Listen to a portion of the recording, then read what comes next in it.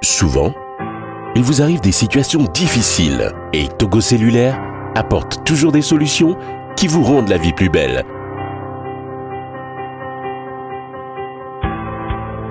Mon répertoire est un service de Togo Cellulaire qui vous permet de sauvegarder votre répertoire SIM et de le récupérer en toute quiétude en cas de perte, de vol de votre téléphone ou de carte SIM abîmée. Pour sauvegarder votre répertoire SIM, procurez-vous une nouvelle carte SIM ou faites un changement de votre carte SIM dans une agence Togocel. Il vous suffira ensuite d'aller dans le menu MC+ de votre téléphone, de sélectionner Mon répertoire et d'appuyer sur Synchroniser. Suivez ensuite les instructions. Avec Mon répertoire de Togocel, la sauvegarde et la récupération des contacts de la carte SIM deviennent une réalité au Togo. Togocel, le leader. Bonsoir chers téléspectateurs, bienvenue dans votre émission C'est encore possible. Je suis très ravie de vous retrouver pour un nouveau numéro. Selon une étude internationale, un enfant sur 3 hérite de son entourage une passion, quel que soit le domaine donné. Notre invité du jour illustre si bien cette étude. C'est un invité surprise. Suivez-moi, nous allons à sa rencontre.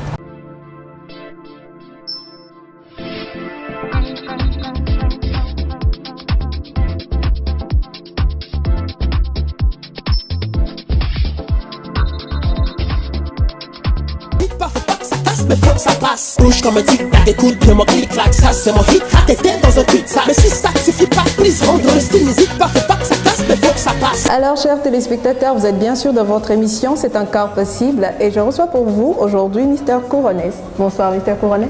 Bonsoir. Comment vous allez? Ça va. Nous sommes très ravis de vous retrouver aujourd'hui. Plaisir partagé. Alors dites-nous, qui est Mr Couronès? C'est moi. Et présentez-vous, parlez-nous de votre parcours. Oui, ok, d'accord. Je suis Mr Couronès. Mr Couronès, c'est mon nom d'artiste. Je suis originaire du Togo, du Nord Togo. Et d'une mère sud et d'un papa là-bas. Et j'ai eu un BTS en informatique de gestion. Faute d'école de musique. Il n'y a pas d'école de musique au Togo. Donc j'ai dû faire un BTS pour compenser le temps d'abord. Puis ensuite, dès que j'ai eu le BTS, je me suis investi totalement dans la musique. Juste après le BTS en 2005. Donc je suis producteur, je suis arrangeur, je suis technicien de studio, je suis artiste et musicien. Parfait. Donc tout ce que vous faites aujourd'hui tourne autour de l'art. Ah, tu as piqué mon mot. Oui, c'est ça, de l'art. Autour de l'art, de la musique. Oui, c'est ça, de l'art. D'accord. Et dites-nous, comment est-ce que vous êtes arrivé à la musique? Pas à pas. Parlez-nous de la jeunesse, du début. Ah oui, du début? Oui. D'accord. J'ai un papa super mélomane. Un papa connaisseur. Je peux dire que la musique, même si c'est un don pour moi, je peux dire que c'est mon père qui m'a montré tout ce qui va avec, tout ce qui m'a montré la musique, quoi. Bon, je sais qu'il était batteur au lycée de Tocoin, mon vieux, mais bon. C'est pas un musicien à part entière puisque lui il est architecte.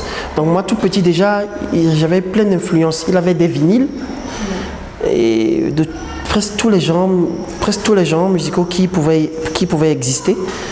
Mais j'ai été plus influencé par le rock, la musique rock. Donc en 99 ou 98 il nous a pris un prof de musique pour nous apprendre la guitare et le piano. Moi, je me suis investi dans la guitare. Ma soeur a appris le piano. Donc, moi, j'ai appris plutôt le piano en voyant ma soeur jouer. Donc, puisque ça allait bien, et papa me donnait des conseils. Il me parlait déjà, j'étais très petit quand il me parlait des fréquences. Il me disait que vraiment, la musique, c'est les fréquences. Tu connais les fréquences, tu maîtrises la musique. Il me disait à peu près comment tout allait, les boîtes à rythme, les boîtes à musique, les caissons de basse. J'avais déjà une connaissance avant de rentrer en studio. Je pensais que tout était live en fait. J'avais un ami qui s'appelle Aboblikeli. C'est par lui que j'ai su qu'en fait que la musique aussi ça pouvait se faire sur ordinateur. Donc c'est lui qui a commencé par jouer les trucs. Ça m'a tellement plu que j'ai dit que là c'est quand même quelque chose que je devais faire, quoi. Ok. Et vous vous êtes lancé? Oui, c'est ça. Et dites-nous clairement, c'est à partir de quel instant vous vous êtes dit tiens, c'est ce que je vais faire de ma vie? Non, je me suis jamais dit que c'est la musique que je devais faire. Je me suis toujours dit que la musique faisait partie de moi. Donc je ne me suis pas dit que je deviendrais musicien. Je me le suis jamais dit en fait. Je me suis juste dit que ça faisait partie de moi. Ce qui m'intéresse plus, c'est le business. Faire le business, ça, je suis accro au business. Mais je me suis dit aussi que c'est une autre facette de moi qui va bientôt éclore aussi. Le côté business. Oui, Vous allez partager ça avec nous tout à l'heure. il n'y a pas de souci. D'accord. Alors dites-nous, hein, de 2005 à 2017 aujourd'hui, 12 ans, un long parcours. Aujourd'hui, vous êtes à votre propre compte. Si. D'accord. Et dites-nous comment se passent vos journées. Musicalement parlant, bien sûr. Musicalement parlant, toujours dans l'arrangement, dans les traitements de publicité audio, dans la musique pour film, de musique et de bruitage pour film. Au Togo? Si. Mais ce n'est pas tous nécessairement les Togolais qui me demandent de services. Il y a des services. Je voyage aussi très souvent pour aller mixer à l'extérieur, au Gabon, au Bénin, en Côte d'Ivoire, au Burkina. On m'a demandé des services pour mixer, pour faire des mix, parce que je me suis vraiment perfectionné dans le mix. Puis j'ai fait des recyclages un peu partout. Et le dernier recyclage que j'ai fait, c'était chez mon grand frère Joël Azeto. Et là, ce qui m'intéresse plus, c'est le mix, parce qu'il y a plus d'argent dedans que tout ça. Dans le mix et dans la musique pour film. D'accord. Alors, dans tout votre parcours, hein, vous venez de nous dire que vous avez fait d'autres pays. Alors, dites-moi avec quel artiste vous avez déjà collaboré? J'ai collaboré avec au moins 80% des artistes togolais. 80%. Et en termes de chiffres, ça fait donner combien environ? Vous pouvez avoir une idée? S'ils étaient 100, donc ça fait 80. Et dans le monde, partout dans les autres pays? Dans les autres pays, en Côte d'Ivoire, ici, Baby Philippe. Par la pénétreuse stupéfiée, car tu n'entends que parler de Coronesse. Featuring Baby Philippe, bien évidemment sur une zigue qui blesse. J'échange avec Timbaland des États-Unis. Ah, l'international, Timbaland? Oui, j'ai déjà échangé avec Swiss Beat aussi. Pour moi, ça va, c'est juste un début, donc... Mais c'est déjà que de grands noms, donc ça présage déjà que vous avez des ambitions, de grandes ambitions. Si, j'ai envie d'être ministre de la Culture. J'ai envie de construire un truc comme le 2 février. Et j'ai envie de faire ce que personne n'a jamais fait au Togo, quand on parle de l'art. C'est mes ambitions, c'est mes rêves. Donc, Si vous venez de nous rejoindre, vous êtes bien sûr dans votre émission C'est encore possible et je reçois pour vous Mr. Couronesse. Alors, dites-nous, pouvez-vous dire aujourd'hui que vous vivez de votre art? oui et non. Expliquez-nous. Oui, parce que je passe au moins, je peux dire 50 à 60% de mon temps journalier dans l'art. Et le reste du temps que je fais, c'est toujours parce que j'ai fait de l'art qu'on me connaît, pour ça que je suis sollicité pour d'autres choses en fait. Je ne sais pas si je me suis fait comprendre. Oui. Mais vous vivez de ça aujourd'hui? Je vis de ça, oui. Mais je me dis aussi que ce qui doit rentrer comme revenu, ça ne rentre pas. Ça traîne un peu à rentrer. Mais bon, ça finira toujours par rentrer, hein, toujours. Hein, c'est une obligation. Quelles sont les difficultés que les artistes arrangeurs rencontrent souvent au Togo? Il y a les mauvais chanteurs, les mauvais mix, les mauvais masters. C'est ça. La difficulté majeure, c'est les sous.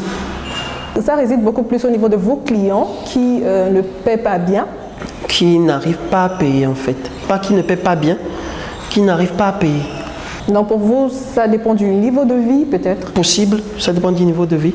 Mais à l'inverse, tu ne veux pas, il y a certains, tu ne veux pas payer peut-être minimum 80 000 pour ton arrangeur, mais tu préfères aller payer peut-être 150 000, 300 000 ou 500 000 à l'étranger.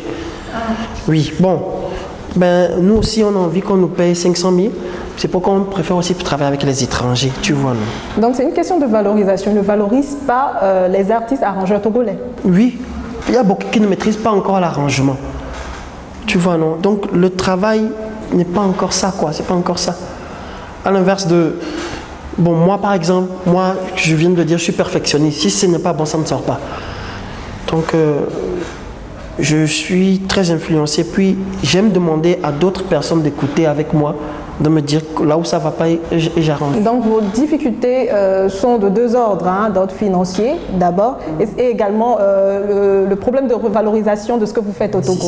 C'est surtout ça. C'est ça. Donc une question très importante qu'on tient à vous poser. Si vous devez reprendre votre parcours depuis l'enfance jusqu'à aujourd'hui, que ferez-vous autrement?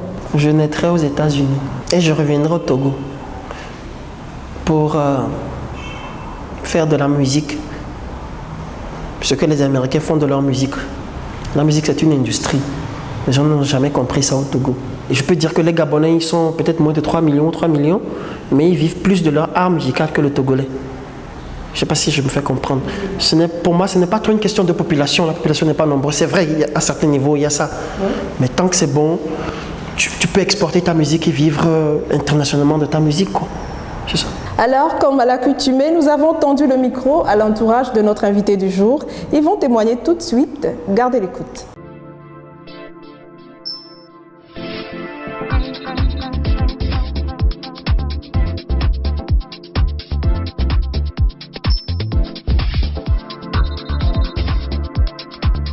Pour moi, quand vous me demandez qui est vraiment Coronès, je vous dirais tout simplement qu'il est le soleil des rappeurs togolais et pourquoi pas la lune de la musique togolaise en fait.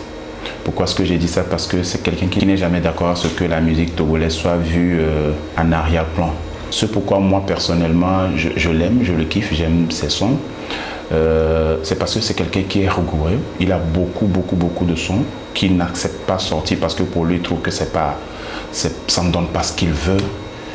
Or quand nous on écoute ces genres de sons, on se dit waouh, ça va, c'est des tueries et autres, mais seul lui c'est ce qu'il cherche. Et puis ce que j'aime chez lui en fait c'est sa générosité. Si je parle de générosité, c'est la façon dont il reçoit les autres artistes en fait. Il est quelqu'un de dévoué, il aime un bon travail surtout. Il a eu à travailler avec plusieurs artistes. Par contre, Papou, Collins, Speezy, Mike Flames, Demon Lassie, plusieurs artistes. Ce que moi j'ai à vous dire, c'est que si on parle de mix au Togo, franchement, il n'y a pas son deux. Souvent, il vous arrive des situations difficiles et Togo Cellulaire apporte toujours des solutions qui vous rendent la vie plus belle.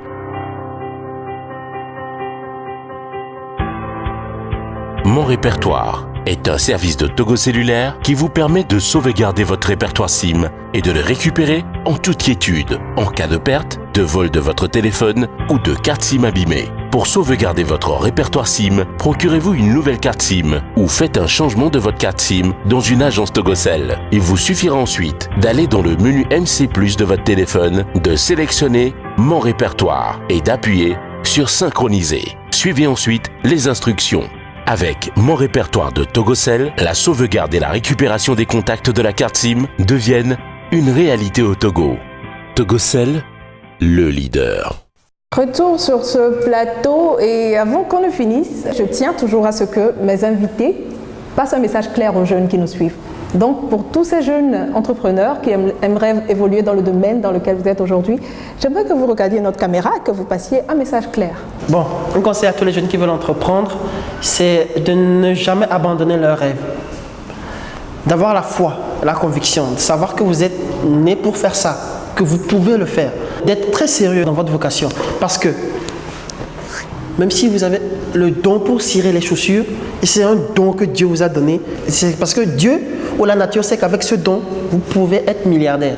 Tout ce que Dieu nous a donné, la capacité que nous avons, nous pouvons être ce que nous n'avons jamais pensé être. N'abandonnez jamais vos rêves. Ayez toujours la foi, la ferme conviction que vous pouvez le faire. Tout comme j'ai la ferme conviction qu'on fera du Togo un Eldorado, surtout en matière de l'art, quoi. Je compte surtout sur votre humilité. C'est très important. Il faut vous faire tout petit pour être immense. Et donc, le reste viendra. Vous avez besoin de conseils pour relancer vos activités ou pour bien gérer vos projets? Besoin de spots publicitaires ou de réalisation de projets audiovisuels? Prestigecom Afrique est votre solution. Pour bénéficier de nos services, appelez au 90 53 12 12, au 97 65 85 85 ou envoyez-nous un courriel à prestigecomafrique@gmail.com et vous êtes comblé. Avec Prestigecom Afrique, la concurrence n'est plus un souci. Alors, merci pour ce beau message. Vous nous inviterez prochainement dans votre studio. Il n'y a pas de souci. D'accord, un big up pour finir. Big up. Yes, merci. Alors, amis téléspectateurs, nous sommes arrivés à la fin de l'émission du jour. J'ai été très ravie de vous savoir nombreux devant vos petits écrans. Vous l'aurez compris, la passion, elle peut être héritée et elle peut bien être transformée en une activité lucrative, comme l'a si bien fait notre invité.